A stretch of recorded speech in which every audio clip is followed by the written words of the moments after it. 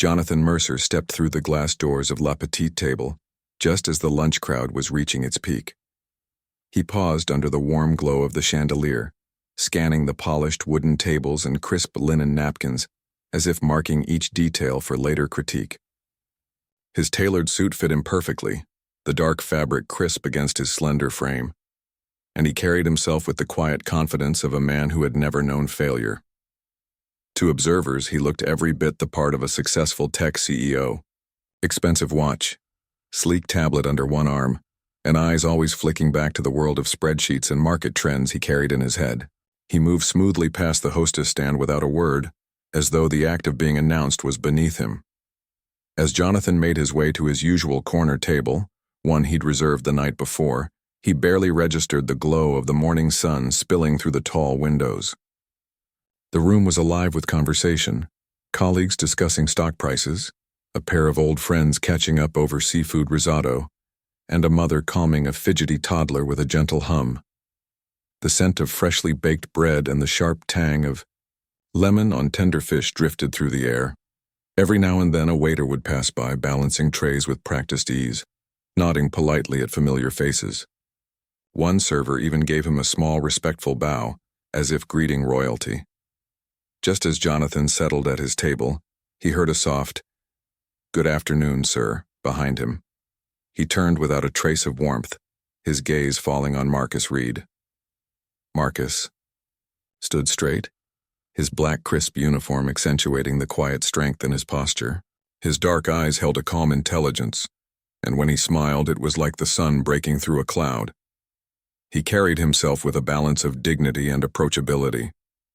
Off-duty, Marcus was a graduate student studying literature, but on this floor, he was a server with a reputation for excellence. He had learned early in life that respect was earned through kindness, patience, and skill. Jonathan barely glanced at the menu Marcus offered. Instead, he opened his tablet and turned to a press release in French he'd received from a partner company in Paris. He tapped the screen with a stylus, jotting down notes and underlining phrases, but his brow furrowed when he reached a complex paragraph on cross-border data privacy regulations. He muttered to himself, replaying the lines in his mind, trying to tease out their exact meaning. Around him, other diners continued their own stories. Laughter here, a quiet whisper there, while Jonathan seemed to float inside a tight bubble of serious concentration. Marcus let him work, standing respectfully by with a notepad in hand.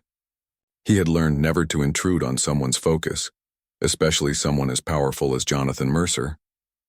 But after a few moments, Jonathan straightened his shoulders and lowered the tablet, clearing his throat so it would carry across the table.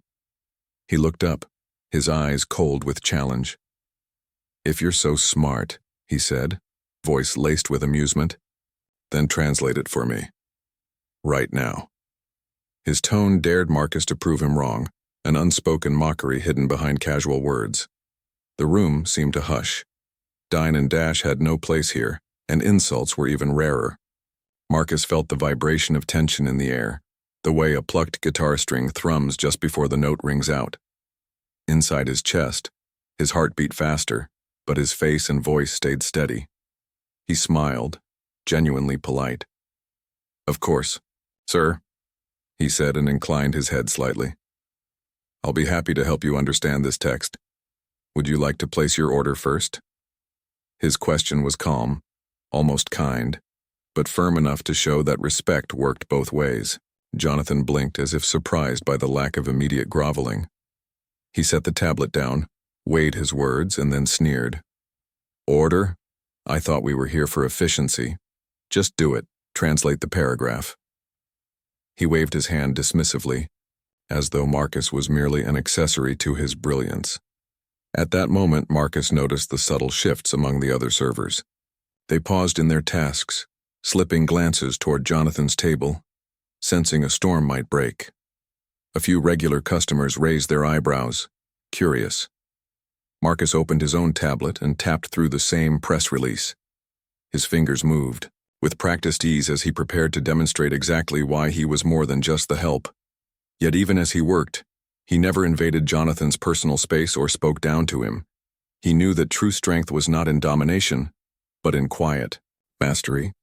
The dining room remained alive with its symphony of sounds, clinking silverware, soft jazz from the speakers, murmurs of conversation, but a thread of anticipation wound its way through every table.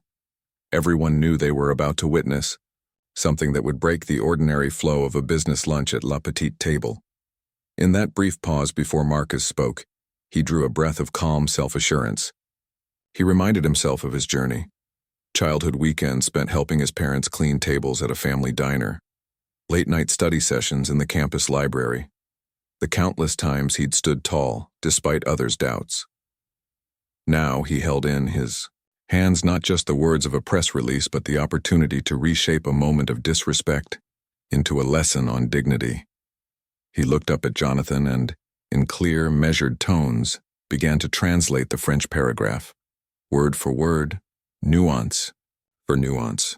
As Marcus spoke, his voice was steady, carrying through the room like a soft melody. Patrons leaned in. Jonathan's sneer softened into a curious frown. The story of that paragraph, once clouded by Jonathan's mockery, now formed under the calm authority of the man he had thought less qualified. In that instant, the world of La Petite Table tilted ever so slightly, and everyone waited to see exactly where it would land. Jonathan's challenge hung in the air like a gauntlet thrown at his feet. For a heartbeat, Marcus simply stood there, his notepad resting lightly against his palm. The soft murmur of other conversations resumed, but beneath it all, the hum of anticipation had already begun. Marcus could feel it, a gentle vibration in the floorboards as other diners leaned into their own curiosity, waiting for what would come next.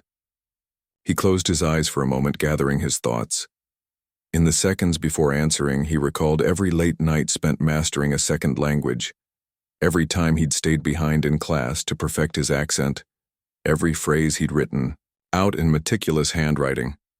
He remembered his parents' gentle encouragement when he first told them he planned to study literature, their pride mingled with the hard work of running their own small restaurant. He breathed in deeply, and when he opened his eyes again, they were calm and steady. "I'd be happy to, sir," he said, voice clear and even. "May I please take your order first?" The question was polite, but it carried the weight of principle. Respect was earned, not demanded. Jonathan's lips curled into a half-smile, half-sneer. He tapped his fingers on the table, making a lean, dismissive movement. "I don't need to order first," he said. "I just want to see if you can handle something beyond carrying plates and refilling glasses. Translate it now." A few nearby, diners glanced up. One executive couple exchanged a knowing look. A young woman at the bar paused mid-sip of her iced tea. The waitstaff, going about their duties, slowed their pace slightly, careful not to let their footsteps echo too loudly, but curious enough to catch everything. Marcus set his notepad down on the small side table beside him and placed his tablet in front of Jonathan's. "Very well," he said, turning the screen toward the CEO. He tapped a few times, scrolling until he reached the exact paragraph Jonathan had been struggling with. The words were clear on the tablet's display. A dense discussion of cross-border data sharing agreements, laden with legal terminology and nuances that even seasoned executives often found tricky. He cleared his throat softly. The text reads, "In accordance with European Union regulations, any transfer of personal data to a third country requires that the receiving entity guarantee an adequate level of protection, as assessed by the European Commission. If such adequacy cannot be determined, the exporter must implement appropriate safeguards, including, but not limited to, binding corporate rules or standard contractual clauses." As he spoke, he maintained a steady gaze on Jonathan, ensuring every syllable was precise, every phrase carefully chosen. Jonathan's smirk faltered. He leaned forward, eyes narrowing as he listened. Marcus continued without pause, shifting seamlessly from French to English, clarifying legal terms with a concise explanation of what adequacy decisions meant in practice. He pointed out that the safeguards Marcus had mentioned were often lengthy, binding documents companies had to negotiate, and that failure to implement them could lead to heavy fines or legal action. Throughout the translation, Marcus never raised his voice. He didn't speak down to Jonathan or cast him as foolish. Instead, he spoke with the authority of someone who knew the subject inside and out. His words were not a lecture, but a professional presentation. The kind of clarity one would expect from a seasoned consultant rather than a restaurant waiter. By the time he finished, the entire dining room felt suspended. A hush fell over the diners as though they were watching a carefully choreographed performance. Jonathan's tablet lay forgotten on the table. Jonathan himself, normally so composed and in control, seemed caught in the current of his own surprise. For a moment no one spoke. Then Jonathan cleared his throat, a small, embarrassed sound that sheared through the silence like a blade. He opened his mouth, hesitated, and then closed it again. His cheeks were tinged pink and his jaw tightened. He stared at Marcus, perhaps weighing whether to criticize the waiter for daring to teach him something, or to concede that Marcus had indeed met the challenge. At that moment, another waiter glided past carrying a tray of steaming bowls of soup. The soft clink of china broke the tension, and conversation slowly began to ripple outward from Jonathan's table. The executive couple murmured to each other, clearly impressed. The young woman at the bar returned to her iced tea, but she watched Marcus with quiet admiration. Marcus stored his tablet and offered a polite nod. He picked up his notepad once. "Your order, sir?" he asked, his tone as courteous as if no rebuke had passed between them. Jonathan shifted in his seat, gathering his composure. He looked down at the menu as though he were seeing it for the first time. "I'll have the grilled salmon," he said, his voice measured. "Medium, with lemon butter sauce, and a glass of your finest white wine. The one from Chile." "Very good, sir," Marcus replied. He jotted the order down with a flourish of his pen and slipped away as smoothly as he had arrived, leaving Jonathan to stew in his own thoughts. As Marcus walked back to the kitchen, he felt a surge of pride, not in having embarrassed Jonathan, but in having held his ground with dignity. In the kitchen, he passed the head chef and relayed the order: salmon, medium, lemon butter sauce, plus the wine. The chef nodded approvingly. He knew Marcus commanded respect not through arrogance, but through competence. Meanwhile, at Jonathan's table, the CEO fumbled with his tablet, palm pressing against the screen as though to silence the damning evidence of his own ignorance. He frowned, but the line between annoyance and grudging respect was thin. He glanced toward the kitchen pass where Marcus's figure had just disappeared, and then down at the menu again. Other diners began to look back to their own meals, but the undercurrent of conversation had changed. Where once they had seen a routine business, lunch they now recognized an unexpected lesson in humility and grace. They exchanged whispers about the importance of knowledge, about how quick wit and calm resolve could overturn the proudest of taunts. In the corner of the room, the hostess returned to her station. She glanced toward Marcus's direction, but more than she saw a waiter, she saw someone who had held an audience with nothing but words and quiet assurance. A soft smile touched her lips. Back in the kitchen, Marcus wiped his hands on his apron and took a moment to himself. The lunch rush was in full swing, orders clamoring in, dishes clattering, calls for "yes, chef" echoing under the bright lights. Yet in that chaos, Marcus felt an inner calm. He had faced down the sharp edge of mockery and met it with the steady blade of expertise. He looked at the ticket for Jonathan's table, table 12, and carried it forward, ready to transform his words into a meal that matched the same standard of excellence. He plated the salmon with care, drizzling the lemon butter sauce in an elegant arc. He selected a fine glass, poured the wine at just the right angle. Every detail mattered, not because he wished to flaunt his skill, but because he believed in the dignity of his work. As he set the plate in front of Jonathan and placed the wine glass gently beside it, Marcus offered a simple, courteous nod. Jonathan looked up, meeting his eyes once more. The smirk was gone, replaced by something more thoughtful, an acknowledgement that power could be found in places he had never imagined. Marcus turned away, ready to move on to the next table, the next order, the next chance to serve with integrity. Behind him, Jonathan lifted his glass in a subtle gesture of respect. No words were exchanged, but in that quiet acknowledgement, a lesson had been learned, one whose echoes would reverberate long after the lunch crowd had dispersed. The moment Marcus slipped back to Jonathan's table, everyone in the room tuned in as if the walls themselves were leaning closer. He carried himself with that same calm assurance, but behind his eyes burned a quiet determination. He set his tablet on the table with deliberate care, tapping the screen so it glowed with text. The words on the display were no longer abstract to Jonathan.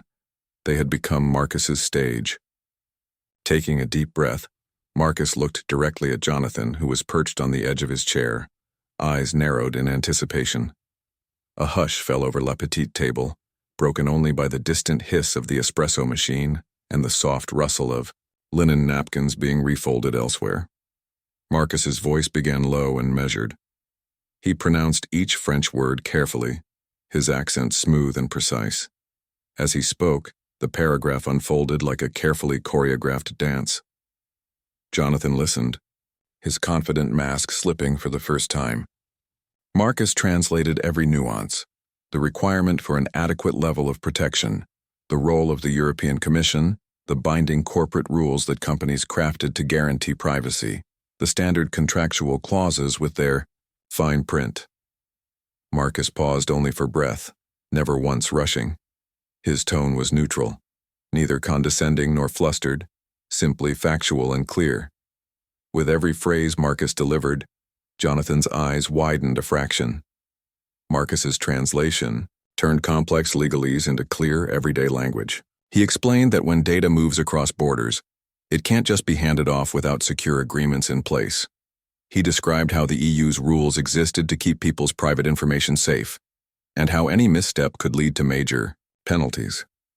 In the quiet of the restaurant, those words sounded almost revolutionary to anyone who had ever struggled through a dense legal document.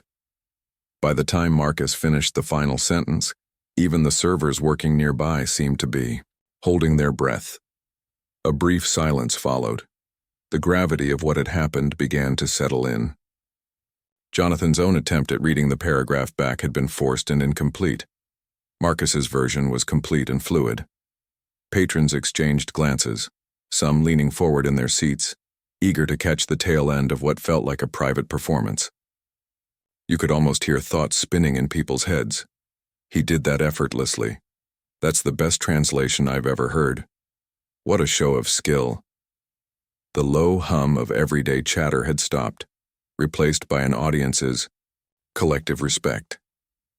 Jonathan stared at Marcus, the edges of his expression softened by unexpected respect. He shifted in his seat, the leather creaking under him.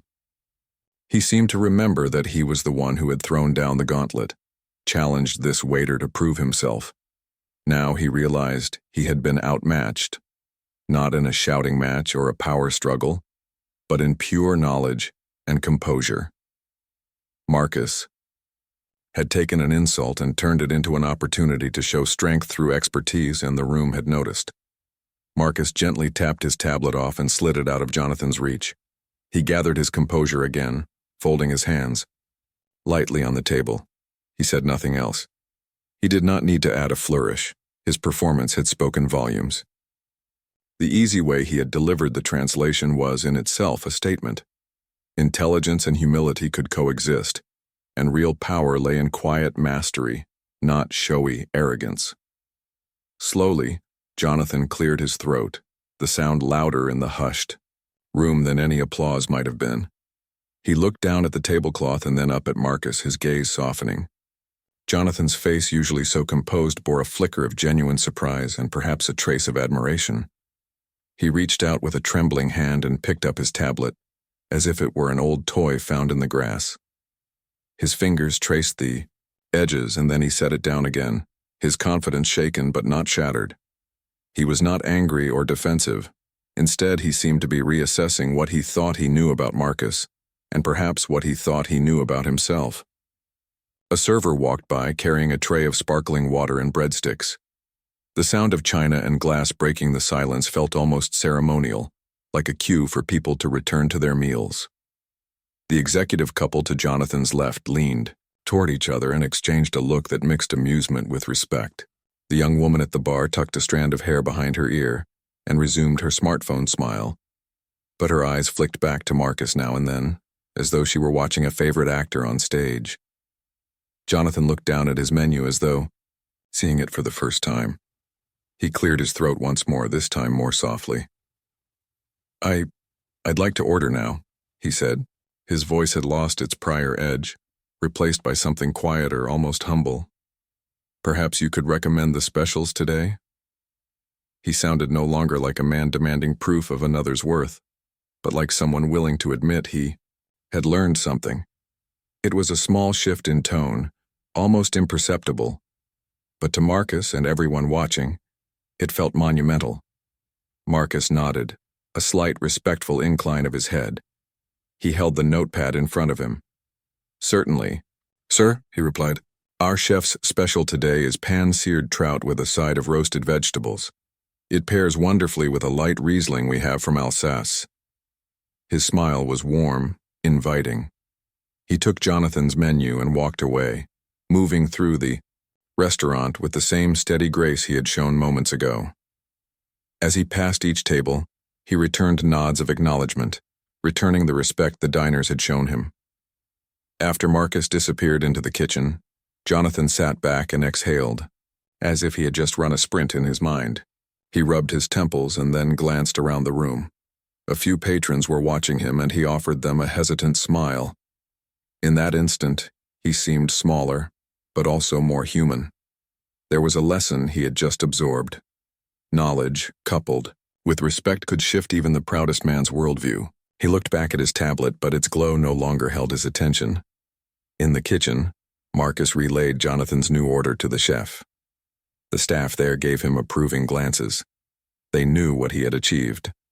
But Marcus treated the order like any other, knowing that his true victory was not just in delivering an elegant translation, but in the quiet reverberation it caused. He believed in the dignity of each task, from translating legal text to plating a dish. Both required skill, and both deserved respect. As the lunch service continued, a subtle energy had spread through La Petite Table. The servers moved with renewed purpose, diners spoke in animated voices, and even the kitchen seemed livelier. All because one man, unexpectedly, had been asked to prove his intelligence and had done so not with anger or pride but with calm expertise. In that charged moment of Part 3, the everyday routine of a restaurant lunch became something more, a demonstration that true respect crosses all boundaries and that humility can be the most powerful expression of self-worth. The moment Marcus set the plate of salmon before Jonathan was charged with quiet triumph. Every detail was perfect. The fish glowed with a honeyed sheen from the lemon butter sauce, tender flakes just beginning to fall apart under Marcus's gentle prod with a fork. The roasted asparagus lay beside it in neat bundles, their tips kissed by a light char that promised a satisfying snap.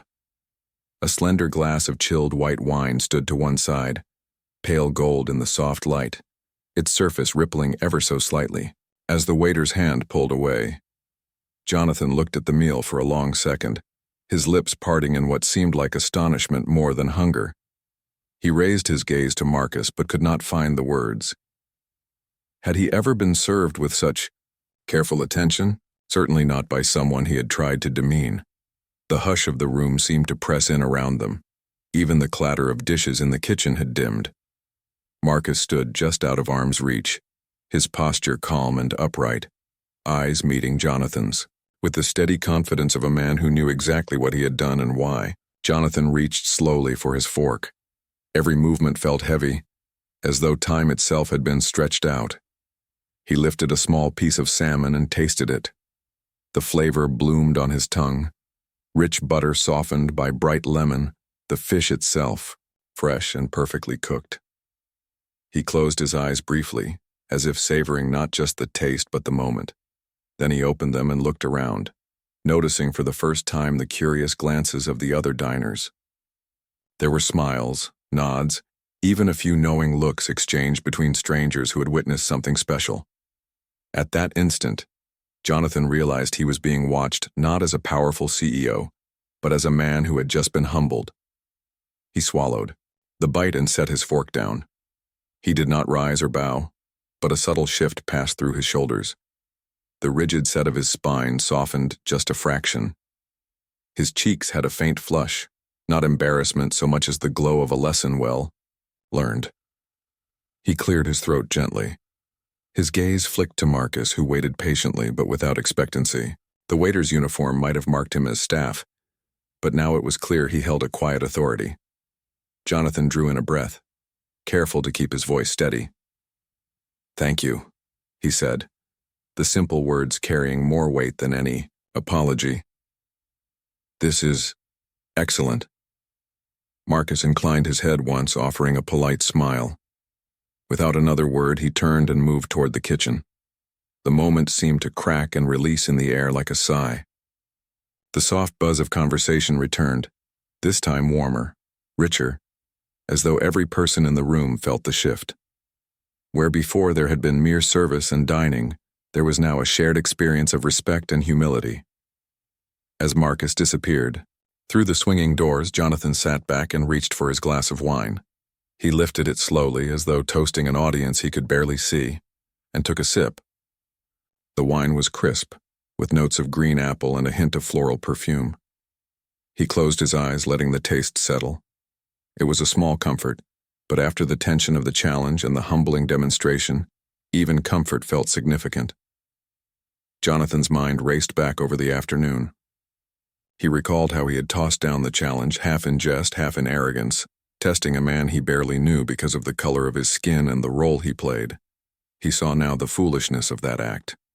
He had assumed Marcus was merely a server, someone whose work required strength in his arms and speed on his feet, but not necessarily depth of mind. And yet here he was, armed with knowledge that Jonathan himself sometimes struggled to master. Jonathan ran a hand through his hair and glanced around the dining room. He saw couples leaning in to whisper, servers pausing at the edge of nearby, tables to share quiet smiles, even the hostess at the front giving a discreet thumbs up to her colleagues. It was as though Marcus's single act of grace and skill had rippled outward, touching every person present. In that moment, Jonathan felt a surge of gratitude for being part of something larger than his own pride. He set down his glass and picked up his tablet. The screen lit up with his own notes in his handwriting, jottings about market expansions, reminders for tomorrow's meetings. But now, for the first time since he had sat down, Jonathan felt a desire to add a new note. "Remember the waiter." He tapped the stylus, bringing up a fresh line. He hesitated over the words, then wrote, "A lesson in humility." Finishing his meal, Jonathan noticed the way Marcus moved among the tables, tending to each guest with that same blend of respect and quiet mastery. No smugness, no condescension, just professional courtesy paired with undeniable expertise. Jonathan wondered how many talents that man possessed that he had never seen. He wondered how many others like Marcus worked unseen, judged by uniform rather than ability. He stood and placed a few bills on the table, more than sufficient to cover the meal and the wine. He picked up the tablet and left it open on the table, perhaps as a message. "The tool of my business, yes, but even that can wait in deference to what I've learned here today." He walked toward the kitchen doors, heart pounding with an unfamiliar urgency. Pushing through the doors, he found Marcus at the pass, plating a dessert for another table. The head chef stood beside him, supervising while other cooks flitted about. Jonathan cleared his throat softly. Marcus looked up, wiping his hands on his apron. He recognized the look in Jonathan's eyes, the shift from cool detachment to something more earnest. Jonathan swallowed and spoke, voice low but firm. "Waiter. Marcus, was it?" Marcus inclined his head. "I owe you an apology. I judged you unfairly today. I mocked you for something you did not deserve." His voice cracked slightly, the weight of sincerity bending each word. "I am sorry. I hope you can forgive me." Marcus's expression was calm, open. He set down the spoon he'd been holding and gave a small nod. "Thank you, sir. I accept your apology." His tone was neither triumphal nor resentful, but straightforward. He extended his hand. Jonathan took it, and for one moment the powerful CEO and the waiter-turned-mentor stood on equal footing. The kitchen staff had paused their work to witness the exchange. Some of them craned their necks to see. The head chef, recognizing the significance of the moment, gave Marcus a subtle, approving nod before returning to his own tasks. It was as if, through Marcus's simple act of excellence, the boundaries between roles and titles had been dissolved. Jonathan stepped back, reluctant to overstay his welcome. He turned and left the kitchen, pausing at the entrance to look back once more. Marcus had already resumed his work, plating dishes as though nothing had happened. But Jonathan knew better. Everything had changed. Back at the table, Jonathan gathered up his things. The other diners gave him respectful nods as he passed. At the hostess stand, he stopped and left a note next to the tip left on the table. Exceptional service. A reminder to us all. He smiled and stepped outside into the bright afternoon, the warmth of the sun now feeling entirely different, almost like a spotlight shining on one small but powerful truth. In the quiet aftermath of his lunch, Jonathan replayed the events in his mind. He realized he would carry the memory of Marcus's calm strength for the rest of his life. The power of knowledge, he recognized, was nothing without respect. The power of position was meaningless if wielded without humility. And the greatest lessons, he understood now, often come from unexpected teachers in unexpected places. As he walked down the street, tablet tucked under his arm, Jonathan felt lighter, as though a burden he had carried without realizing it had fallen away. He had come to La Petite Table expecting a routine lunch, another meeting in his swirl of corporate life. Instead, he had received a lesson in humanity. The image of Marcus's steady gaze, the clear sound of his voice translating that dense paragraph, and the gentle but unshakable grip of his apology acceptance would stay with Jonathan like a compass pointing to a truer path. And somewhere behind him, inside the restaurant, Marcus continued to serve with grace, proof that true expertise and dignity could resonate far beyond any table, reverberating into the lives of those fortunate enough to witness them. The days that followed Marcus's quiet triumph at La Petite Table felt almost surreal to him. At first, his shifts returned to their familiar rhythm, greeting guests with a warm smile, taking orders, moving swiftly between tables. But beneath the routine, something had changed. News of the incident spread through the restaurant's staff like wildfire. Servers whispered excitedly in the kitchen's hustle, calling him by name with pride. The host at the front desk found subtle ways to honor him, a reserved table for his friends here, a kind word there. Even the dishwasher grinned whenever Marcus walked by. Outside, word reached the local newspapers and then spread to online blogs. Someone in the restaurant had recorded a clip on their phone, capturing the moment Marcus translated Jonathan's challenge in flawless French. The video went viral. Comments poured in. Admiration for Marcus's skill, praise for his calm composure, criticism of Jonathan's initial mockery. Marcus watched the clip once, then another time, noticing his own steady voice and unwavering gaze. He felt a small surge of pride, quickly tempered by a gentle thought. This wasn't about me. It was about respect. Meanwhile, Jonathan Mercer found himself in a very different kind of spotlight. His inbox overflowed with messages, apologies from colleagues, invitations to speak on panels about leadership and humility, even requests from human resources forums asking if he would share what he had learned. He posted a public statement, expressing regret for his mocking words, admitting that he had been wrong to challenge Marcus so carelessly. In that statement, he praised Marcus's expertise and grace, and pledged to support fair treatment and diversity training at his company. The response was overwhelmingly positive, but Jonathan knew that real change meant more than words on a page. Back at La Petite Table, the general manager, Clara Williams, met privately with Marcus. She spoke softly, her eyes bright with admiration. "Marcus," she said, "you've shown all of us what it means to stand firm in your worth. I want to support you beyond this restaurant. What can I do?" Clara offered to help Marcus launch a scholarship fund for literature students from underrepresented backgrounds, a cause close to his heart. She would handle the paperwork, find donors, plan events. Marcus's eyes filled with gratitude.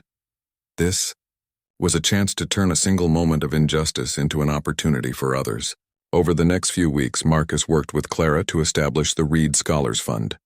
They held a small kickoff event at the restaurant, inviting community leaders, local professors, and young aspiring writers.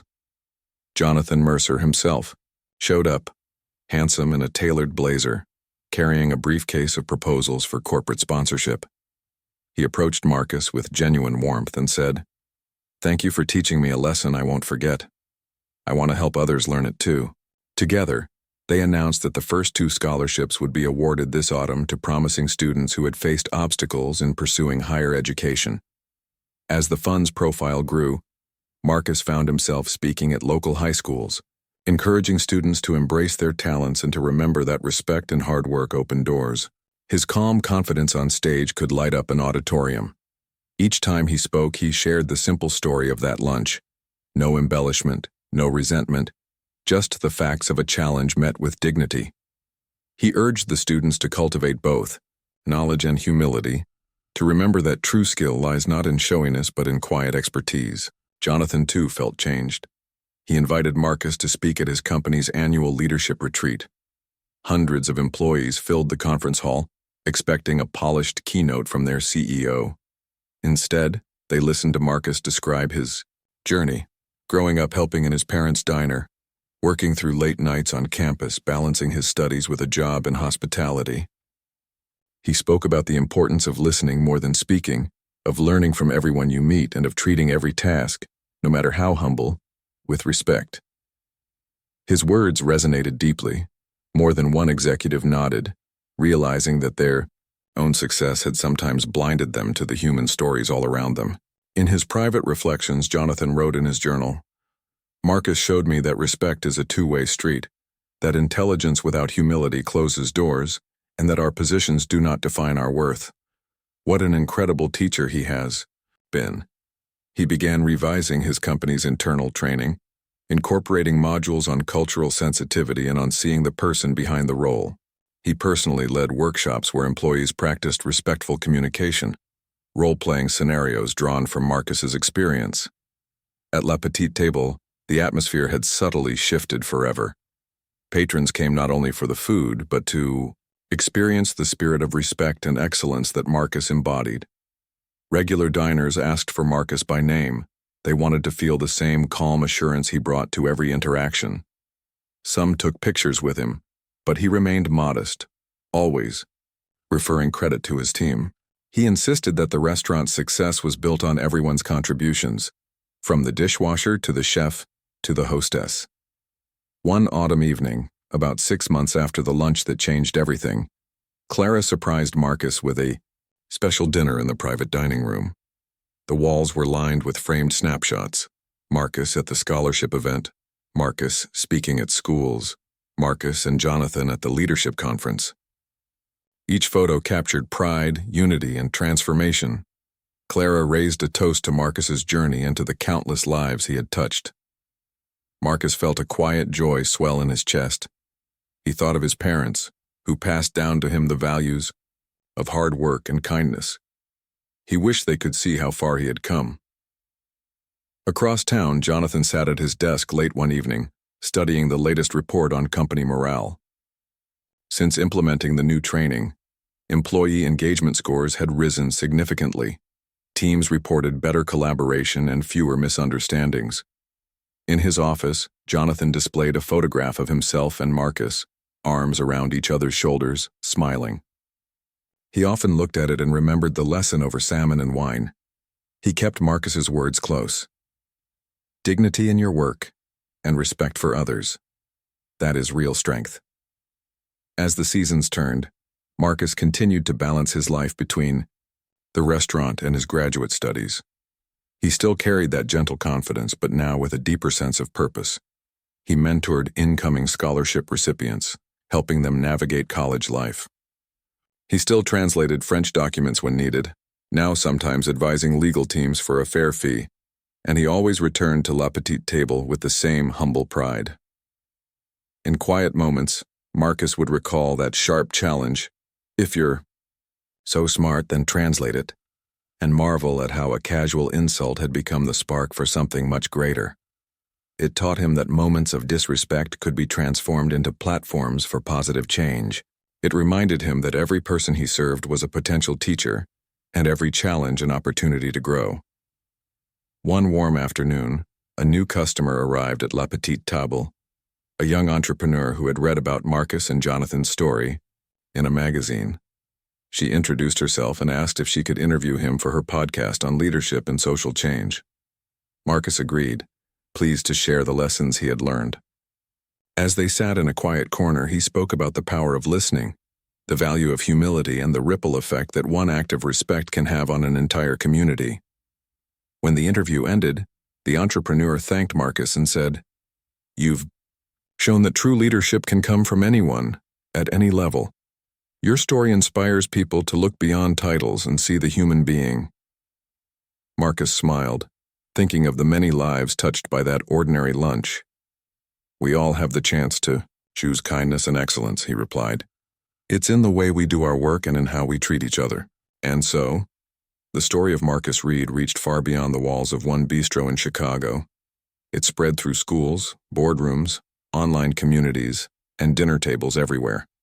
It reminded people that respect and dignity are universal currencies, and that sometimes the most powerful lessons come not from those at the top, but from someone quietly standing beside the table, ready to serve with skill and heart.